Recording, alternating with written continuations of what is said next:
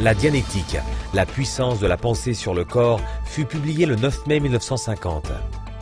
Ce livre devint immédiatement un best-seller et il engendra un mouvement populaire, la création de plus de 750 groupes de dianétique du jour au lendemain et l'établissement des toutes premières organisations officielles de dianétique.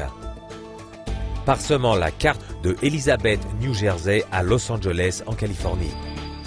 La demande était telle que Ron Hubbard se rendait partout dans le pays pour donner des conférences, faire des démonstrations et instruire les étudiants sur les techniques de dianétique. Ceci n'est qu'un bref aperçu du phénomène créé par la dianétique aux environs de 1950. En effet, le mouvement dianétique n'a cessé de s'accroître lors des 5 décennies suivantes. La dianétique a regagné la liste des best-sellers du New York Times pendant 100 semaines, un record, et est apparu sur plus de 100 autres listes dans le monde, et a été reconnu comme l'un des livres les plus importants du XXe siècle. Il a également été traduit en plus de 50 langues, y compris en afrikaans, en hindi, en mongol, en portugais, en taïwanais et en zoulou.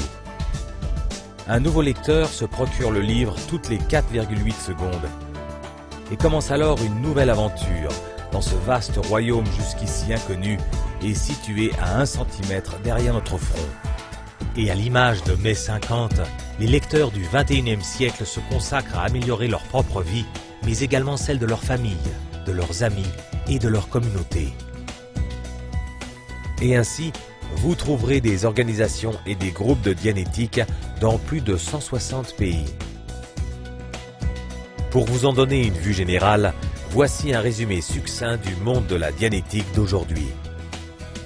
En Bolivie, depuis Santa Cruz de la Sierra jusqu'à la vallée du Cochabamba et la capitale La Paz, les dianéticiens sont actifs aux côtés de professionnels tels que médecins, dessinateurs, architectes et entrepreneurs.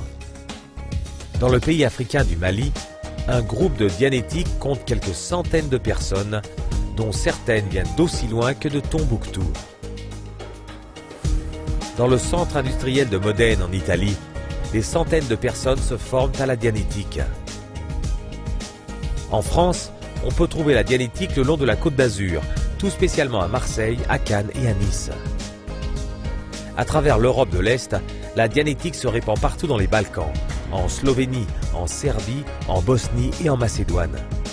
Et au sein de la communauté des États indépendants, ce sont plus de 100 groupes de dianétique qui s'activent, comme à Moscou, ou bien dans la région de Saint-Pétersbourg, à Arzamas et dans la région d'Astrakhan sur la mer Caspienne. Allant même au pied des montagnes himalayennes au Népal, et nous trouvons quelques 6000 conseillers de dianétique dans 7 villes différentes. Dans leur rang se trouvent les légendaires Gourkhas. Et d'autres encore se trouvent au Pakistan, au Bangladesh et aux Philippines. Des milliers d'autres personnes utilisent les techniques de la dianétique, que ce soit à Taïwan, au Japon, en Nouvelle-Zélande et en Australie, et même aussi loin qu'en Papouasie-Nouvelle-Guinée. Il est donc certain que la dianétique est le best-seller de tous les temps concernant l'esprit humain, tout en représentant un mouvement de dimension universelle. Mais encore plus, voici l'importance que revêt la dianétique pour quiconque ose ouvrir le livre. Le début d'une aventure qui peut restaurer santé d'esprit, compétence et bonheur.